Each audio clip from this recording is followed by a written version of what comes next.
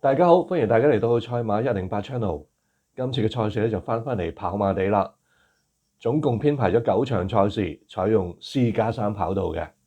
今次嘅焦點咧就係集中住呢一個跑馬地8萬挑戰杯啦，因為咧今晚咧就係一個壓軸一戰啦。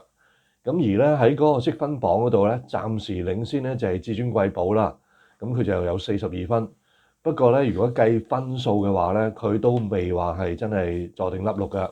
因為咧其他嘅馬咧，例如今晚有出賽嘅有安康萬里啦、風雲武士同埋嗰匹喜蓮勇敢，呢3匹馬嘅分數咧都係有機會咧。如果計今晚佢能夠贏馬，而至尊貴寶攞唔到分咧，呢3匹馬咧都有機會挑戰呢個冠軍，甚至乎咧上個星期三贏完馬嘅有愛心得，今次匆匆上陣咧，如果係計個分數上咧，都係有機會挑戰呢個冠軍嘅。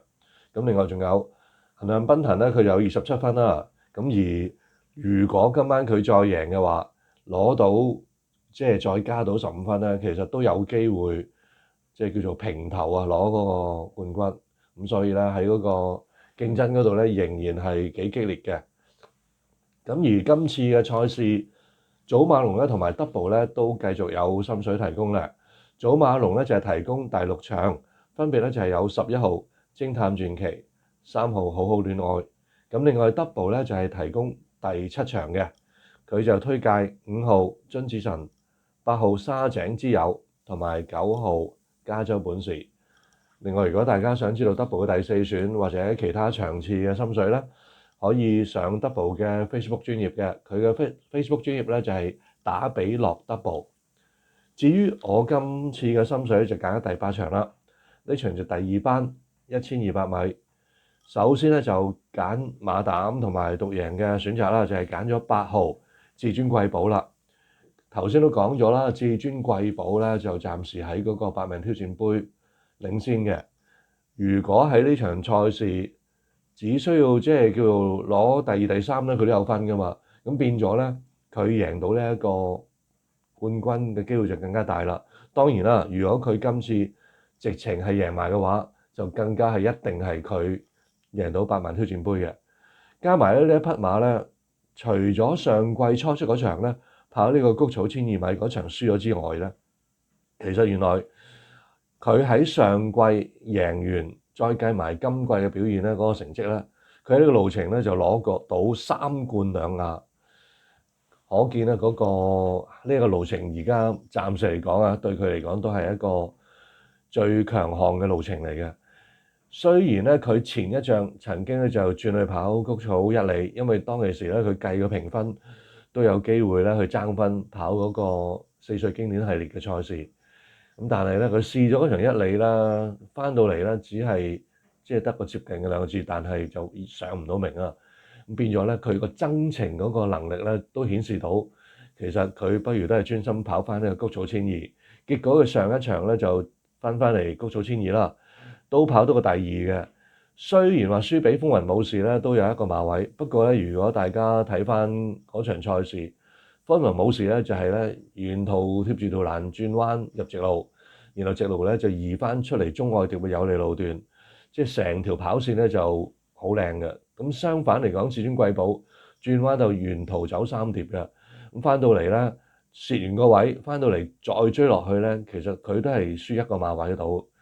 如果計條數咧，至尊貴寶根本上個表現都唔差得過風雲武士，更何況咧今次喺嗰個副榜上咧一來一回，其實至尊貴寶咧都仲有叫做受讓6磅啊，受讓多6磅呢個便宜喺度，咁變咗今次咧至尊貴寶係有機會反先翻風雲武士嘅，因為同場咧仍然有嗰啲快馬，譬如連數多好啊、水晶酒杯啊，甚至乎啲魔術控制啊、大快嘅步速，相信對至尊貴寶咧都係好啱發揮。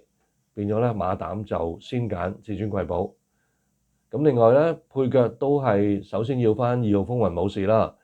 呢一匹馬今季咧喺希斯訓練之下，嗰個咧可以咁講啦，真係第2春嚟嘅。咁仲有喎希斯咧，大家都見到近季啦，佢訓練呢一啲無論中年好啊，或者雖然呢隻馬係5歲啊，但係都曾經有段時間係沉寂咗噶嘛。當咧一回勇翻之後咧，係可以持續一個幾長嘅時間，都信賴希斯呢一種訓練嘅手法啦。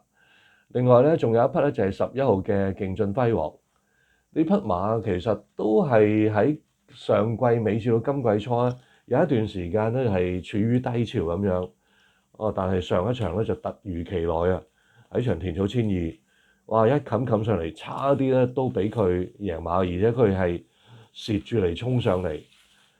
咁最後咧佢都係僅輸嘅啫，輸短馬頭位俾嗰匹笑傲江湖，而笑傲江湖咧係相對賺咗好多㗎喺嗰場賽事。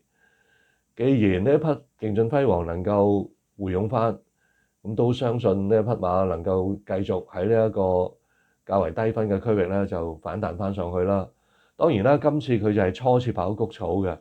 不過咧，如果你睇翻呢一匹馬，即係 SoStar 嗰個父系，根本呢個父系咪就係至尊貴寶嘅父系咯。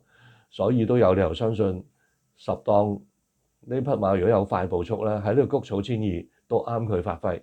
呢匹馬咧都會有少分頭，都值得兼顧翻。呢一場咧就簡單提供3匹馬嘅啫。馬膽同埋獨贏選擇咧就係8號至尊貴寶，配腳咧就有2號風雲武士同埋11號勁進輝煌。心水就分享到呢度啦。大家見到屏幕嘅右上角咧就係一個會員資訊嘅查詢電話，大家有興趣咧就可以 WhatsApp 到呢個電話度嘅。另外，除咗自己訂閱之餘咧，記得 share 出去啊！俾埋個 like 咧，我哋係更加開心啦！亦都歡迎大家喺評論區留言嘅。節目嚟到呢度，多謝大家收睇，下次再見啦！